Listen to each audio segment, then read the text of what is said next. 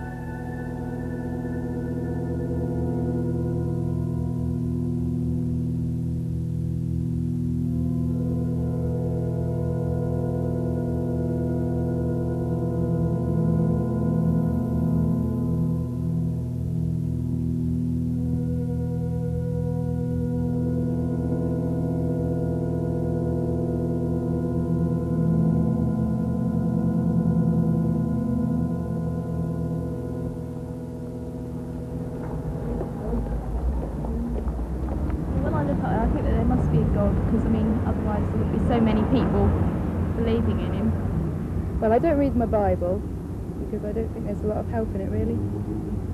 And I don't go to church unless I feel sad, in which case I do. God's with us everywhere. When I look at the sky, look at that sky going on to infinity. Something far beyond me or any human being. Yes. A lot of gas, I think, up there at the moment. Apart from the gas, I think there are... It says in the Bible that he knows all the stars by name. That speak to me of God's great power and his great glory. And when I look at the small, intricate things of nature, it speaks to me of how God has taken care of even the smallest manifestations of creation.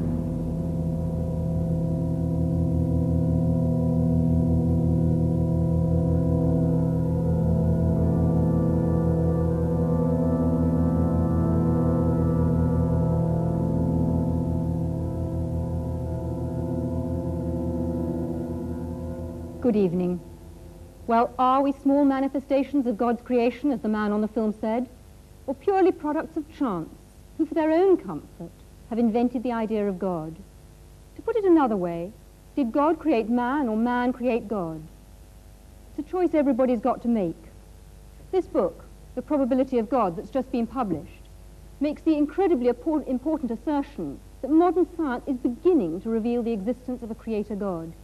Its author, Hugh Montefiore, the Bishop of Birmingham, is with us here tonight, and next to him we have Paul Davis, who's the Professor of Theoretical Physics at the University of Newcastle, and then on my left I'm joined by Professor Sir Freddie Eyre, philosopher and logician and well known to all of us, and on my far left Professor Sir Herman Bondi, Master of Churchill College, Cambridge, and renowned scientist and President of the British Humanist Association. We have with us as well a very distinguished audience, and we shall doubtless be hearing from them later on in the programme. But is a discussion on the nature and existence of God relevant today? We've already heard some of your comments, which we recorded when we took a stroll outside St. Paul's Cathedral. To our surprise, we found most people rather interested in the idea of God. What's your God like? Someone I can talk to when I'm feeling on my own, I suppose.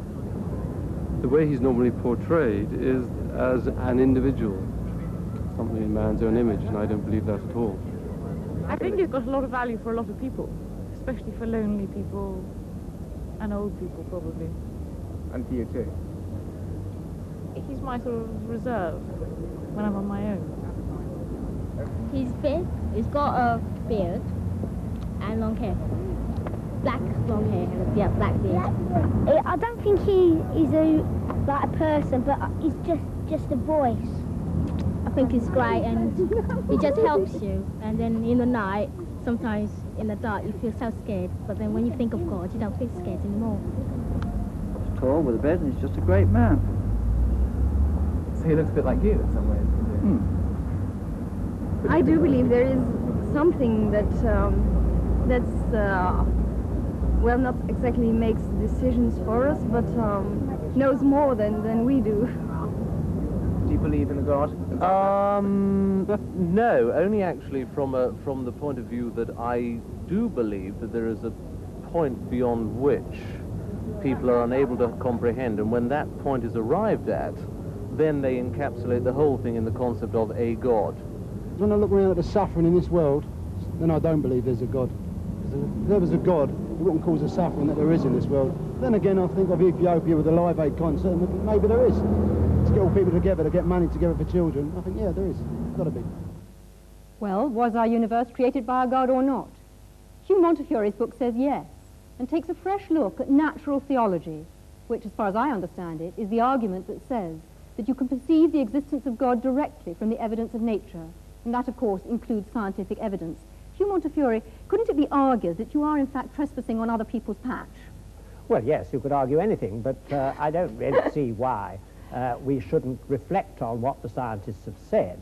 I think people mix up science with the philosophy of science, that is, its meaning and interpretation. I really think anyone can have a go at that. I certainly have, and will continue to do so. I don't want to prove from the natural sciences that God exists. That I don't think can be done. But I do think we can now see that there's a high probability that this world is not a random occurrence. And that seems to me to say a very great deal. Right. Herman Bondi, what do you actually feel about that? Because do you feel in any sense it's a misuse of science? No, I wouldn't call it a misuse, and I was very much impressed by the book for its erudition and for its honesty. But I do think that the argument of this very good book leaves me stone cold. Not because I'm short of awe, not because I'm short of wonder. I feel our universe is wonderful and something to be awestruck by. What worries me is that this book will be taken by many people to prove Christianity, or at least to make it probable, or to prove, or to make probable some other religion in which there is a revelation which makes people say, I know God's will. And that, to me, is a great source of evil. No, well, I must come back here and say that all that you can do from natural theology is show the hunger in men and women's hearts for God's personal self-disclosure, which I believe that he has given us. And although terrible things have been done in the name of religion, I will agree with you, I also think that the most wonderful things have been done, and I'm always interested that people like you only mention the terrible things. Not only. Right. Earlier on, Paul Davis, I described you as Hugh Montefiore's scientific champion, and presumably you've got a considerable amount of sympathy with Hugh. Would you like to explain that a bit further? Yes, perhaps I could summarize my own position before I begin. Absolutely. As being perhaps best described as an awestruck agnostic, which is to say that through my scientific investigations, I have become more and more impressed with the incredibly stupendously intricate nature of the cosmos as we come to understand the universe in greater and greater detail, so it seems more and more remarkable that things have been arranged such that, in its broadest sense, the universe is self-aware. That is, that it permits the existence of intelligent observers such as ourselves. And it seems to me that this is not something which is inevitable, that the world could have been arranged differently, and that the fact that things have been arranged so that we can exist and observe the world, and that, moreover, our existence seems to depend very delicately upon the organization of the cosmos and the nature of the laws of physics. The fact that that is so seems to me a puzzle, and a puzzle that deserves an explanation. In other words, I would like to know why the world is the way it is. I can't accept it as brute fact. I would like some sort of explanation. Right, Freddie Eyre. I imagine that as far as you're concerned, we've been talking a whole lot of rubbish so far. I'd like to hear your view on the subject. I don't think we've been talking rubbish. I think there's been a lot of bad logic. But that's not quite the same thing. What the last argument comes to is saying the world is arranged as it is, therefore somebody arranged it. Now, this is a very poor argument because it could apply to however the world was arranged. I mean, all that you have said, and all that I'm afraid the Bishop has said in the book, which I also admired very much. I thought it was a very honest book and a very erudite book, I'm pleased to say so. Nevertheless, all he was saying was, there are these causes, there are these effects, and had the causes been different, the effects would have been different. Nobody's going to dispute this. What is totally lacking is any justification for the assumption that the world as it is was designed, and had the world been different, it would not have been designed. And in fact, saying it's all designed by God is not an explanation of anything at all. You're just saying, here I give up, but because, and in fact, President Davis has admitted this, so science goes no further, therefore we're going to bring old Noble Daddy to make us all feel cheerful. That won't do. The reason why I'm interested in the natural sciences here is that so often you hear people saying the natural sciences have disproved God, or there's no reasonable basis for believing in God. I'm afraid Freddie Eyre's backing a loser here. I mean, it could just be a brute fact that human beings have evolved with their amazing capacities for relationship and for their experience of God is phony. It could just be true. It could be true that our intimations of morality have no ultimate sanction, that our experience of what is true and good and beautiful isn't a window into reality. But the simplest explanation of the lot, the simplest explanation in logic, is that there is a creator. Right. There are many other ways of looking for God other than science, and some might actually say better ways. And most of the world's religions believe that God takes steps to reveal himself and reveal the world to us. And I'd like very much to hear from Mahur Krishnamurti, who is a Hindu who is actually sitting in the audience here tonight. The Hinduism says very clearly, as far as the creation is concerned, it's not just God created the world and just left to itself. God himself became the beings, and the Hinduism strongly believes in God who creates, protects, and ultimately he dissolves. This is the belief of God, and the Hindus worship him with form and without form. The nature is the other face of God, and the Hindu strongly tries to describe the indescribable by worshipping him by various images. Can I go to Ahmed Deedat to talk about the role of revelation? You see, the Muslim believes that God Almighty, he reveals his messages in word form. And in that word form, this book, the Holy Quran, was revealed through the Holy Prophet Muhammad during the 23 years of his prophetic life. And it deals with these problems more directly instead of guessing. And God Almighty, he reasons with his creation by asking him questions. He said, now, how can you not believe in God? How can you not believe in him, seeing that you were non-existent and he brought you into being? And he will cause you to die and he will bring you back to life again. And to him will be your return. So how can you not? In other words, the way you have been computerized, the way the Creator made you, you would naturally deflect towards God as the magnetic needle does towards north. Can I just ask you whether your God is the same God as Hugh Montefiore, as the bishop's? it is the same God, except that in our concepts we differ. You see, the Archbishop, ultimately he will come to making Jesus Christ as God, a God incarnate. Now, the Muslim says, no, God is God and man is man. Right, can I move on now? Philip Eden, as a Buddhist, what in fact do you feel about this? Because your concept of God is quite different. Yes, well, as far as Buddhism is concerned, there is rather a different approach. We feel that there is a fundamental reality or truth or ground of being, which of course is in everything and behind everything. I think that many of the followers of theistic religions tend to believe that God is out there somewhere in the cosmos, and that it's necessary for human beings to try and somehow establish a relationship with him. As far as the Buddhist is concerned, that reality is everywhere and in everything, so that the task of the individual is to understand that reality in himself. And that is the methods that are developed in Buddhism to help somebody to come to that realization. We feel that the problem with a creator is that inevitably one must then ask the question, who created the creator? And that, of course, is endless. You can go on and on doing that. So somewhere you have to start with the first cause, and surely the first cause is the universe itself. Man is one way in which the universe experiences itself. But your God is obviously very different then from Hugh Montefiore's God. There's a point that Herman Bondi raised about, you know, the fact that many terrible things have been done in the name of religion. And I think it's perhaps important to point out that probably the reason for this is that people for a long time, I think particularly in the West, have had this concept, you know, I'm here and the truth is over there somewhere, and there is a narrow path that leads to that truth. If you have that concept, which I sort of think of as a fan-like concept, then inevitably, if you believe that you have found the right path, all the other paths are wrong, and your task is to force everyone onto that narrow path. Surely it would be so much better if we had this concept of the truth being, as it were, at the center of a circle.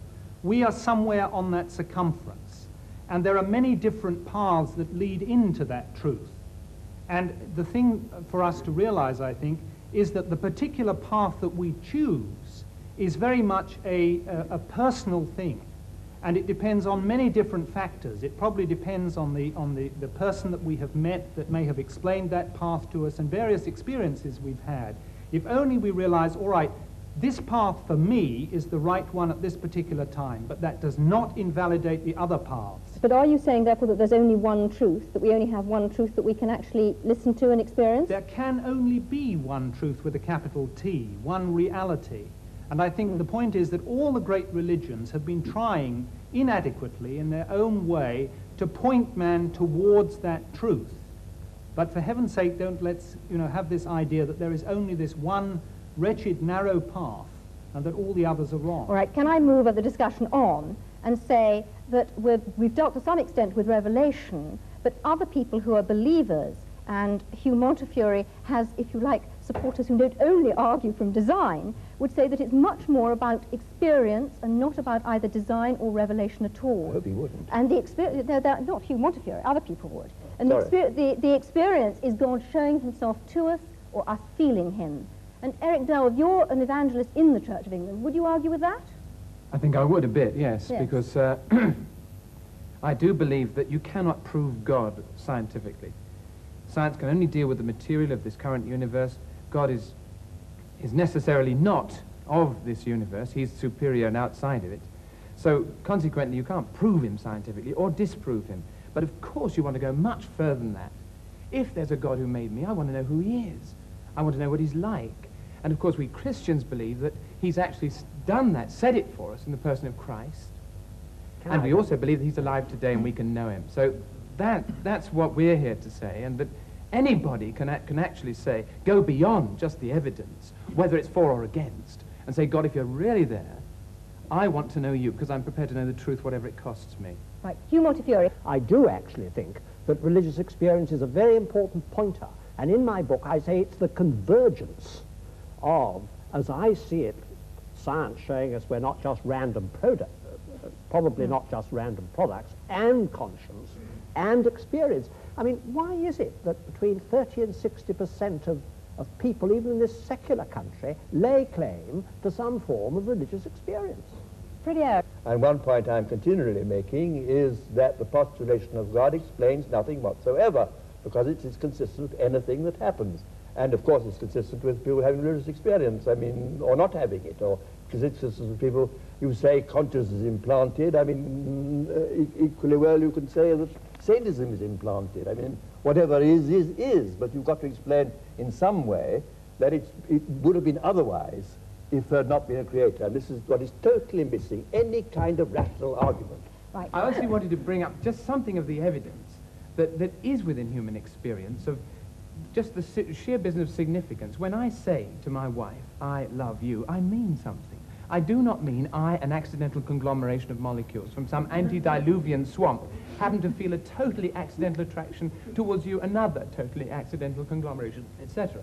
I mean I love you. And if you say to me, but you're just an accident happening to another accident, something inside me says, that's not right. Now, that's not good scientific evidence, but it's human evidence. And I don't honestly think you can ignore it. It's part of humanity. And in the end, what it means is, I mean something because there is a meaning, and there's a meaner. I must protest against the previous speaker's grotesque misuse of the word accident. I have a wife too, and I love her very much. When I say that I love her, I don't accident, I don't believe that she came into the world uncaused any more than that I did, or my love doesn't have a cause, psychological cause. This levity in using these words shocks me. But Freddie, you do think that both you and your wife are the product of an ultimately meaningless process, don't you? If you mean that I don't think that our existence was planned by some supernatural being, yes. No, but meaningless. I do not accept the word meaningless. I do not think that my love for her is meaningless. I think my love for her has a very great deal of meaning. It's very intense. Has meaning for you, and but for no her. ultimate meaning. I don't know what ultimate meaning means here. I'm going to move on because, in fact, we've gone slightly off part of our subject and we haven't looked at other ways of experiencing God. Many people say that there is a different way, a much quieter way of experiencing God. Can we ask Sister Martina Hayden? I mean, I've listened with great interest to the arguments, and I couldn't help looking back over my own life. I mean, I found myself a Catholic, born in Catholic Ireland. I thought there was nothing else in the world. And my journey has been about finding out all the different aspects of the truth. And I went through all the phases of trying to prove the existence of God, from arguments and learning about the first cause, uncaused, and it left me as cold as ice. It just didn't do anything for me as a person. And I think in these last years it has been much more about looking for God within the design of my life, actually seeing design in my life, how somehow I am being led. I mean, even the fact that I join an order which is dedicated to searching for truth is not, to me, an accident.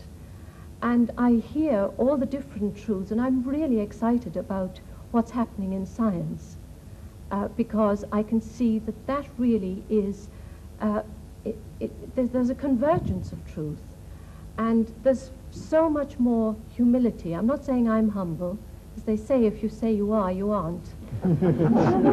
But I'm saying that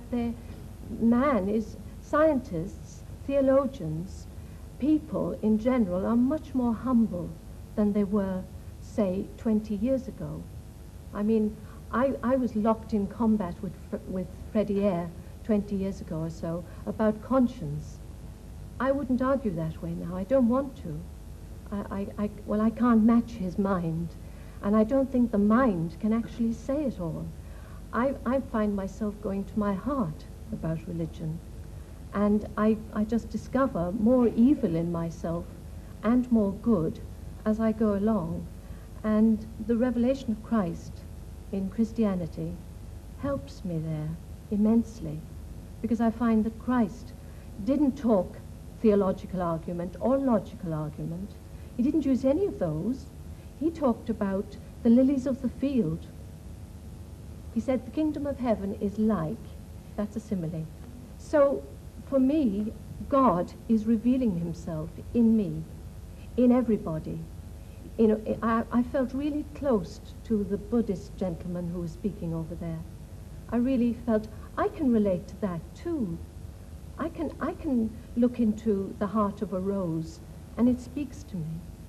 I can also look into the Bible and it speaks to me. Professor Eyre, are you going to say that that's not a valid experience and that that's not a valid argument? I think it's not an argument at all. It is a very moving confession of a personal position, which I think is the last to want to criticize. Right. Well, this debate hasn't included one essential element, and that's looking at the alternative choice that belief in God is totally man-made. Hans Eysenck, how do you view that? Well, as an atheist, of course, I can't believe that God created man. I think my Well, parents had not. something to do with it. I have a distinct feeling that we're taking too provincial a view of the terms God and religion. We think of it in terms of dear old Pink Church of England. But of course that is only one very small aspect of religion. Both Torquemada and St. Francis of Assisi were religious and had an image of God, but they were very different images of God, one from the other. The Ayatollah Khomeini and Bishop Montefiore, I'm sure, have quite different gods in mind when they think about religion. Even the Jehovah of the Old Testament is very different to the kind of God that the bishop is talking about. So I think it's very important to realize that if man creates God in his image, as I'm sure he does, he has many different needs and consequently creates many different types of God. Can you define that a bit more closely? What are you actually saying? I mean, I can see Hugh Montefiore blenching, but can you actually simplify that a little for our audience? Well, if your personality is warlike, wants to proselytize, is aggressive and so on, then you go for the kind of God that the Quran portrays, which wants to proselytize the world and is warlike and so on. If you are peace-loving, you want to have an assurance of a future life and so on, and happiness, then perhaps you adopt the kind of God portrayed by the Church of Deedat, England. would you agree with that? I don't, ma'am. You see, I don't think that our brother has read the Quran. The way it seems. You see, there are 99 attributes of God, and out of that, this one that you are talking about is non-existent in this book. Can I ask you a question? Are you saying then that the Muslim God is actually a peace-loving God who wants peace in the world? Yes, yes. And he tells us that if somebody wars against you, you have a right to fight back, unlike turning the other cheek. What about the concept of the holy war, the jihad? Yes, that is a struggle for righteousness. For example, Britain, when she was under attack by Hitler, what you did was jihad. And we take our hat to you, to Winston Churchill, for, putting the spirit into your people. Now that is what is a defensive war. And you had to retaliate. Because if you didn't, if you just sat back, keeping Hitler at bay, it wouldn't have served the purpose. You have to attack. And in the state of nature, everyone has a right to do that. So Islam allows us to defend ourselves and to extend our hostilities to a reasonable amount of satisfaction and retaliation. All right, can I come back to Hans Eysenck, and perhaps you'd like to develop it a little further, because we've actually heard an exchange between the two of you, but would you like to come out on a little bit further about perhaps other religions and not only about Islam? Well, it's not so much a particular religion, because within each religion you have all sorts of different gods. As I was trying to say, that of Torquemada and that of Francis of Assisi are all Christian gods. They're entirely different. So man creates God in his own image, even within a given religion, and certainly between different religions.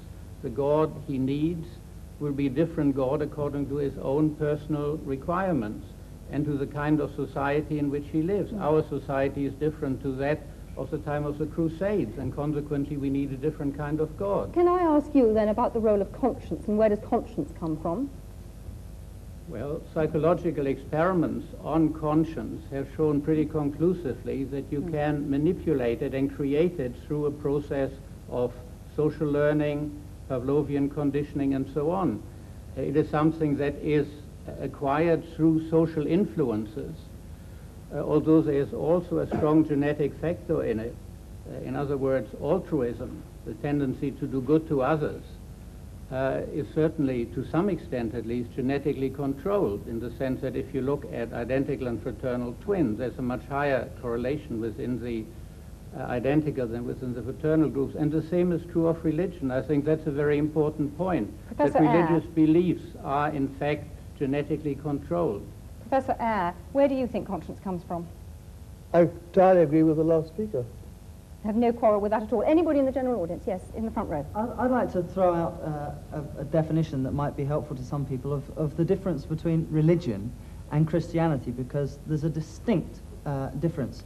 Religion is largely man, by his own efforts, some of which have been demonstrated tonight, in terms of mental gymnastics, trying to get to God and looking at the most powerful thing, like the sun, and bowing to that. Christianity is God coming for man. And I was interested in Herman Bondi's remark that he's an anti-revelationist. If there's a God at all, there's no way we can know anything about him by guesswork, only that he should reveal himself to us, which he did in the person of Jesus Christ and became human Okay, but where evidence. does conscience come from? Conscience is given to us by God, and we are in the process of numbing it and pushing it down to suit our own purposes and interests, which is called selfishness. Other people in the audience, where does where does the conscience, where's the idea of conscience come from? Yes. I would say the conscience comes from the human soul. It's the human soul speaking out and crying out for release. Okay, it's not just fear. Do you not think that it's an animal fear, a fear of being found out? Yes, Daniel Rubinstein. I think it's a sort of fear of alienation, really, being cut off from the rest of the community. And I think perhaps that, for instance, that Live Aid event demonstrated a huge sense of community. Everybody wanting to join in. Yes, Herman Bondi, would you share that? Well, I certainly feel that we are basically herd animals, and that all herd animals must have feelings like conscience. Hugh Montfort, what do you feel? Well, I don't think conscience is to be equated with either wish fulfillment or going with the herd, because my conscience often forces me to stand out from the herd. I think it is the God-given means by which I have to act responsibly. And I think that is how it's evolved is something for the I don't understand it in animals. I look to the scientist, I look to the psychiatrist to see how it functions with the ego and the superego. And I'm not talking about that. I'm talking about what it actually is. I think it's the God-given faculty by which we can behave responsibly, and it's not to be equated with things like utility or welfare or wish fulfillment or anything like that. I must protest against this assumption certain faculties are God-given as opposed to others. I disagreed, for example, with the physician when he talked about love. Indeed, I mean, love is a human emotion, but there's no particular reason to single that out as pointing to the existence of a supernatural being any more than the other human emotion. I mean, all human emotions are to be accounted for in the same sort of terms, in the kind of terms Professor Ising or one of his colleagues would account for them. And just to single out love is quite arbitrary. I mean, the assumption is that we are naturally egotistic, predatory, and so on, and that only because of some supernatural agency do we behave decently to one another. This is absolutely contrary to the facts. We have, in fact, as even David Hume pointed out, principle of sympathy, innate principle of sympathy, as well as an innate principle of egoism. And one no more needs a divine explanation than the other. William Houghton. Look, let's get this straight. There is no reason on earth why we shouldn't go around acting like perfect pigs to all and sundry. There is no big Monty Python foot poised to come and squash us if we act badly. Yet, a lot of us do act well towards our fellow man. But why should we not? That was just the point that I was making. Because I was just protesting against your assumption that it's somehow natural for us to want to be decent to one another and unnatural to be decent to one another. What possible ground have you for that assumption? In this world today, my experience is that it strikes me that more people are being unreasonable to each other than are being reasonable. Well, in that case, you should be Manichaean and believe in the devil. If you're taking your deity as accounting for human attitudes, that's the way you should go. Well, totally illogical. But Professor Eyre, all other species are selfish, basically, aren't they? No. No. By no means. By no means. Go ahead. Herman Bondi. But I wasn't saying that our being herd animals means that everybody has to move with the herd. What I do mean to say that we are not solitary beings. We've got to have the faculty, as other animals live together, to get on in some fashion with each other. Tina Mehta. You just mentioned the devil with great aplomb, but the devil's best trick is to make man believe he does not exist, and I think that's what the problem is, that, you know, we are in a state of chaos suddenly instead of harmony. And it is the state of harmony that we are trying to create in this world, and not distort the minds of children by showing them violence and explaining that that violence is necessary to bring about harmony. Mahua Krishnamurti. I agree. Hinduism clearly says, what is God? Answer to our dear friend's question. God is truth, God is love, and God is good. Whatever name you call, it is God. Why allergy to the name God? Love, beauty is God. So you don't actually feel that he's supernatural, that God is supernatural. Hugh Montefiore, what do you feel about that? Well, I do think that God discloses himself in the smallest particle of matter, and in our human relationships, and in love is to me a window into God. But I do think that he has supernaturally disclosed himself to us. That's why I'm a Christian, because I believe that he has been incarnate. As you said, that's what Christians believed. I believe God was incarnate and suffered the worst that people could do to him. Now, this is to me the only way I can see my way through the problem of evil. Can I just remind people, and perhaps Hugh Montefiore in particular, of Einstein's concept of God, which was, yes, God who made the universe in wonderful ways, but had not the slightest interest in us human beings, and was a totally impersonal thing that couldn't possibly care for our prayers. I want to talk to a psychologist next, Leslie Francis. I would like to go back to the question you keep asking. Did God create man, or did man create God? And I see that as a deceptively simple kind of language used. They're two completely different order questions.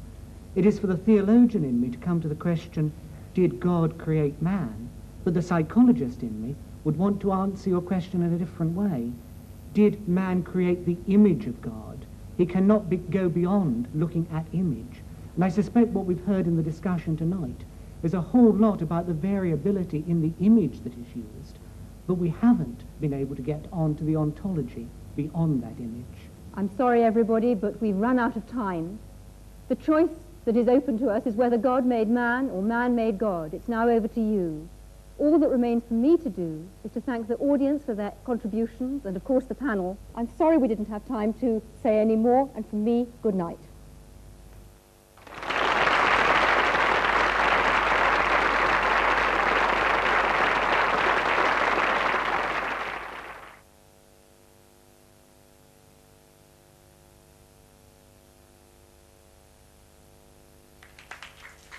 Mr. Chairman, if you would allow me, I would like my brothers and sisters to loosen their limbs. If they stand up and take a deep breath before sitting down again. All of you, please.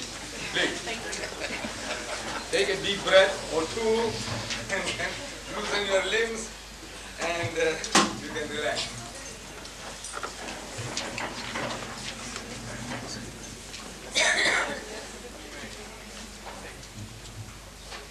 The previous two lectures, Chairman, ladies and gentlemen, the previous two speakers, have been dealing with this theme of the East and the West getting together, meeting. The East meets the West. It's a kind of a symposium we have been having. And in that symposium, the subject of law seems to be very technical and very dry. And to build bridges between the East and the West, as now, most probably in the minds of the organizers, they have taken me as a man from the East. And they are right in that I have really come from the East. I am a man who was born in India some 60 years ago. So I am really a man of the East. But now, since the theme that has been selected for me is religious, about Islam, now I take exception to Islam being described as a religion of the East. If we take Islam to be an Eastern religion, then Judaism and Christianity are equally Eastern. because Islam, Judaism and Christianity, all these three originate in the same geographical area in the Middle East. Though I personally come from India, and my forefathers were Muslims, born Muslims, originally in the very dim past Hindus.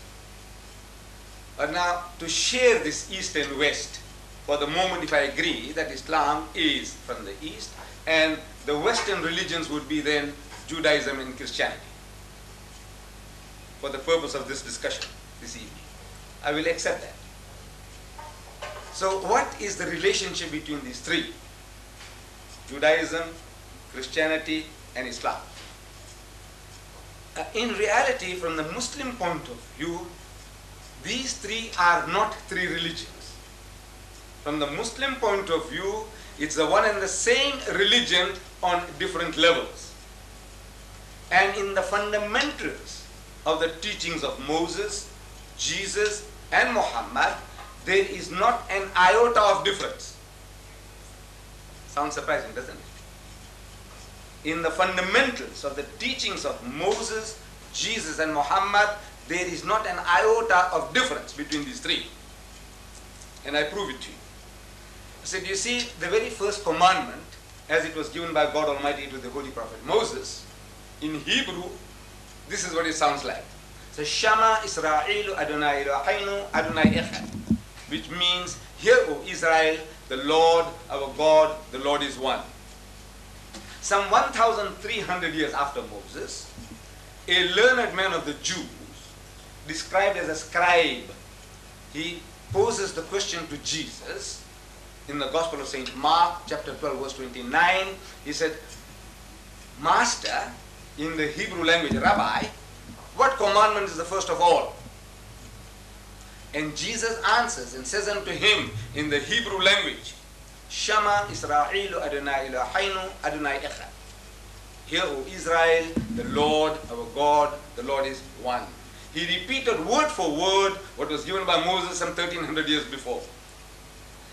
Not an iota of difference in the fundamental as given by Moses and Jesus. Coming to Muhammad, some 600 years later, after Jesus Christ, a Christian deputation approaches Muhammad in Medina, and they have a discussion, a dialogue for 3 days and 3 nights. During the course of this dialogue, the spokesman for the Christian poses the question. He said, "Oh Muhammad, all right, tell us now, what is your concept of God?" And Muhammad, as the Muslims believe, was made to say, on the authority of God, in the Arabic language, he said, "Qul huwallahu ahad." Say, He is God, the one and only. Muhammad said, "Ahad." Jesus said, "Echad." Moses said, "Echad." I'm asking, what is the difference? Actually, it is the same word meaning the same thing. The difference between ahad and echad in Arabic, it was a blackboard here, I would have written it for you. If I wrote ahad, and to make it into echad, I just have to put a dot on the ha. It becomes ha. That's all. It's only the difference of a dot in the calligraphy, in writing. But in the meaning, the sense, 100% the same. So we Muslims, we say that in the fundamentals of the teachings of the prophets, no difference. Then these differences that are there, we say these were out of necessity. See, Islam, we say, is the culmination of the teachings of Moses and Jesus, brought to perfection. The Holy Prophet Moses, we Muslims, we accept him as our own prophet, as we accept all the Jewish prophets as our prophets. That Moses was catering for the needs of his people. They had just been rescued from the Egyptian bondage. They were traveling in the Sinai Peninsula, oasis to oasis. A nation under those circumstances needed a law that would give them quick justice, an eye for an eye and a tooth for a tooth. There was no time for lengthy litigations. There was no time for putting a man in prison. That antisocial character, the adulterer, kill him, stone him to death, get rid of him. It was more merciful to kill him, stone him, than to leave him in the desert to die of hunger and thirst. And he becomes an object lesson for others. He said, you see, this guy here, according to our system, he could have had 100 wives. Because there was no law. There was no law among the Jews as to the limit of the wives. Solomon, if you read the Holy Bible, we are told, had 1,000 wives and concubines. 700 wives and 300 concubines, altogether 1,000. There was no law against the number of wives that one could have. So under those circumstances, if one was not enough, you could have taken another. If two were not enough, you could have taken four. Why did you go and interfere with somebody else's property? Despoiling somebody else's rights? This guy, he deserves death, stoning him to death. And to me, this is the law. Eye for an eye, tooth for a tooth. Eye for an eye, quick justice. Get moving, there's work to be done. This was the philosophy, the psychology behind the laws that were given. And these laws, we Muslims believe, were given by God Almighty for the needs of the children of Israel.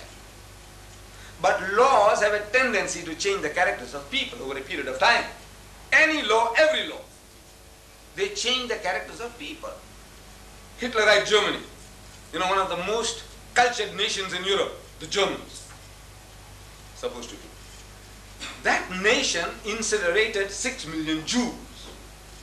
All right, some say it's a fifth. All right, if not 6,600,000, if not 6,000, if not 600, I say even that is dramatic enough. Just because they were Jews, if you destroy a people, I say it's dramatic enough, whether they were 600 or 6 million. How could this nation do such a thing like that? The land of Goethe and Beethoven, cultured nation. How can they do that? No, we can all be programmed. You see, under Hitler, they programmed the Germans and said, these are parasites. These people here, the Jews are like this, the Jews are like that. And once you work up a nation on that level, emotionally, and even the good-hearted people, they can see what's going on. But they close their eyes. They say, look, they deserve it. They deserve it. And they allowed 6 million Jews to perish. Laws. In our own country. We are living in this country, everything is based on color. And because everything is based on color, we become color conscious. To such an extent that from my own experience I can tell you that since I'm a talker, I talk religion, I love to talk. And I have been inviting people, the whites, Jews, Christians, of course the blacks as well, Indians, Africans, coloreds, but I'm talking generally about the whites now. I have had hundreds of whites coming to my home. No, I invite them. They enjoy my dinner, they enjoy my food, my curry and rice, my spices. They enjoy it, and they enjoy my talk. Because everything that I'm speaking is from an angle which the man hasn't seen before. So he enjoys my talk, and he enjoys my food. But no white man has ever invited me to his home for a cup of tea, yet.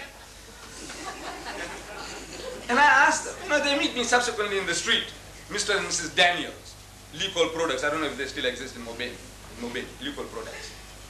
He was at my home. Mr. and Mrs. Beer Brothers, the furniture people, they were at my home. Mr. and Mrs. Baynard, Jews, they were at my home, not only. But I said, nobody ever invites me to his house for a cup of tea. When I meet them in the street, they meet me and say, now how's the missus? I said, she's very good, she's very well. He said, convey my regards to her, which I do. But nobody says, what about coming home for a cup of tea? So I asked them. I know it's a big joke, you see. I asked them, I says, you people, don't you know how to reciprocate? Don't you reciprocate among your own people? Of course you do. Then how is it that you don't reciprocate with me? I said, I tell you why. You see, at the back of your mind, at the back of your subconsciously, you are thinking in terms of color. That if this guy comes along to my elite home in Durban North, or somewhere in Westville, with this funny headgear and this beard, looking for number 10 Downing Street of yours, and I see people are watering the garden and somebody is doing something else, and I come along and see the number, I come and knock at the door, and Mrs. Smith, she opens the door, smiling face, oh, Mr. Deedat, come in. So I go inside there, 5 minutes goes, half an hour goes, and the tongues begin to wag. He said, what's this woman, Mrs. Smith, doing? I said, that coolie has gone inside so long. What's happening? Is she running a shebeen or what? I'm subconscious, subconscious. And if I was there, and if his brother-in-law comes along, Mr. Smith's brother-in-law comes along, he'll have to apologize for my presence. You know what he's going to do? He said, this is Mr. Deedat. We went to his house and his family, they treated so wonderfully. We had such a lovely meal. All that you have to go out of your way to explain my presence there. If it was another Mr. Brown, he says, this is Mr. Brown. He says, hello, hello. But Mr. Deedat, you have to explain, how does it happen that this fully happens to be here? So you have to explain. So this is at the back of the mind. Back of the mind, subconsciously. This fear is there. So now nobody invites me for tea. I know somebody might now. I hope you don't, because I want to still keep on saying nobody has. So we say now that is laws. Laws change the characters of people. So by the time Jesus comes on the scene, the Jews had a law, eye for an eye, tooth for a tooth. So the Jews forgot forgiveness. See, I was trying to chase the birds. Suppose I was there then, in the time of Jesus. I was trying to chase the birds with the old-fashioned sling, the one that David used, you know, with a stone. And that stone damaged your eye. So you go to the judge, you say, look, this guy here damaged my eye, damaged his. I said, look, it was an accident. My brother, I didn't mean it. I was trying to chase the birds from the field. I said, look, forgive me. He said, no, the law says an eye for an eye and a tooth for a tooth. I said, look, I'll compensate you. I'll give you a heifer. I'll give you a goat. Forgive me. He says, no, the law says an eye for an eye and a tooth for a tooth. See, he's going for the letter of the law, he's forgotten the spirit. So Jesus Christ, another spiritual physician among the Jews, he caters for their needs, for the sickness. The man has forgot forgiveness. So now he says, you must forgive and forgive. How many times, Lord? He says 70 times 7. That's in the Bible, in the New Testament. 70 times 7. Calculate 490. 490. Are you going to take them literally? You're going to start counting? You say, look, this is 10 times now. Now you have did 99 times now. And now you have done 200 times. What it means is indefinite. See, turn the other cheek. He said, if somebody says, it has been said by them of old time, an eye for an eye and a tooth for a tooth. But I say unto you, resist not evil. He who strikes you in the right cheek, give him the other. If a man takes away your coat, give him your cloak also. If a fellow makes you to walk 1 mile, walk with him 2. He said, agree with thine adversary quickly while thou art with him on the way, before he takes you before the magistrate and makes you to part with your last farthing. Beautiful remedy for a sickness. But I said, you haven't got that sickness. I was telling the British, I was there in London in July, and I was on BBC. Somebody started, throwing stones at the Muslims. Jihad, jihad war, holy war. So I was telling them on BBC One, I said, you see, this holy war that we are talking about is a war of defense. You've got to defend yourself, your person, your possession, your faith, everything that is valuable, you have to defend it with your life. And I said, you British, you did it. You did the very same thing when Hitler wanted to invade Britain. I heard Churchill, I was young then, but I was hearing Churchill on the radio. He said, we'll fight them on the beaches, we'll fight them in the air, and we'll fight them in the sea, even with broomsticks. He said that, with broomsticks, you prepared to fight. And you fought, you defended yourself. And then when the time came, you extended your hostilities. You started bombing Berlin and München and whatnot. You did everything you did. I said, you were entitled to do. As Gibbon, the master historian, he says that in the state of nature, every person has a right to defend his person and his possession and to extend his hostilities to a reasonable amount of satisfaction and retaliation. In the state of nature, everyone has the right to do that. If you had the right to do that, we also have the right to do that. But now, I said, you people are good Christians. You were supposed to turn the other cheek. You were supposed to give your cloak when the man took away your coat. So when Hitler wanted to invade Britain, what you good Christian ought to have done is to tell Hitler, come, open arms, come, take over Britain and our empire as well. That is what you should have done, because you were supposed to turn the other cheek. You were supposed to give away your cloak. You were supposed to walk 2 miles instead of 1. So I says, no, these are all, we say, in the evolution of religion. This is how God Almighty, He caters for your needs, your sicknesses. From time to time, if the sickness changes, the remedy changes. The sickness changes, the remedy changes. So in that evolution of religion, we Muslims believe that Islam is the fulfillment of the teaching of Moses and Jesus. Actually, in real fact, we say it is one religion on different levels. However, if you have any questions, I'll be very, very happy to answer. Because I have been warned. He says, much time has passed already. We were supposed to start at 5:30. I have been here from 4:45. You know, I thought I was the only speaker, 5:30, I'm going to get going. But now, however, I'm very, very grateful to Mrs. Toms for this privilege and to the chairman for giving me this opportunity. And if there are any questions that we can build further bridges, if there is a difference, why the difference? If there is a difference, why the difference? Why are we at war in the Middle East? Why are you people fighting? Who? The Jews and the Muslims. What are you fighting for? So I'm telling my people. I get there's a lot of visitors coming to the mosque. This mosque, you know, incidentally Mr. Singh spoke about it, Mr. Chetty spoke about it, and incidentally also I have brought it for you. You know, it's given to you in that booklet. This mosque, the largest mosque south of the equator, this one here. On Fridays we get 4,000, a congregation of 4,000. The Durban Corporation alone brings 3 busloads a week through this mosque. And among the people that visit us, there's an invariably people asking the question. He says, now look, what is the difference between your religion and the other religions? So I said, look, most especially with regards to Judaism and Christianity, the Jews and the Christians, we are the closest to the Jew. In our concept of the divinity, we are 100% with the Jew. The Jew says that God Almighty is absolutely unique. He has no partners, he has no sons. God is not seen at any time. No man can see God and live. And we give our hand of acceptance to the Jew that we believe as you believe. The Jew says no eating of the flesh of swine. We say we won't eat it. He says no eating of blood. We say we won't touch it. He says circumcision. We say we all circumcised. What more do you want? we believe in all the Jewish prophets as our prophets and all the heroes as our heroes. I'm not talking about the modern ones. With them we are at war. I'm talking about the prophets and heroes in the Bible. We accept them all. So we are at war. What are we fighting about? I said we are both fighting for a piece of land. My brothers, the Arabs, they say Palestine belongs to them, and my cousin, the Jews, they say Palestine belongs to them. They are both fighting for a piece of land. It is not a racial war, it is not a religious war. The Arab doesn't say kill the Jew because he's a Jew. Jew doesn't say kill the Arab because he's a Muslim. No, no. He says, now this is my land, says the Arab, you stole it, I want it back. The Jew says, no, I inherited it 4,000 years ago, and that's a battle. It's a political battle. There's nothing to do with the religion. With the Christian, we also claim a unique relationship. Islam is the only non-Christian faith which makes it an article of faith for its followers to believe in Jesus. No Muslim is a Muslim if he does not believe in Jesus. We believe that Jesus was one of the mightiest messengers of God. We believe that he was the Messiah. We believe that he was born miraculously without any male intervention. We believe that he gave life to the dead by God's permission, and he healed those born blind and the lepers by God's permission. We are going together. The only parting of the way is we say he's not God Almighty in human form, he's not God incarnate, and he's not the begotten Son of God.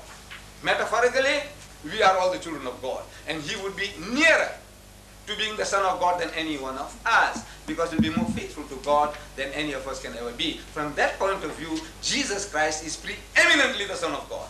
But our difference is when you say that he is the begotten Son, begotten, not made, so we take exception to that. That is so if there are any questions at any time now or in the future, if you like to visit the mosque, I think the telephone number is there. You make an appointment and come, and it will also be my privilege if you come with your wife, I says take you to the mosque, show you what goes on, and take you all for lunch as well. That's on the mosque.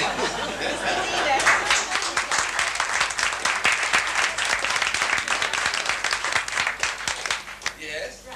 My hostility is that I invited you to my house. Right. To partake of what we're going to have before I even knew you. Yes, so thank you. eat your words. No. I won't. You see, you had a motive. What a wonderful word.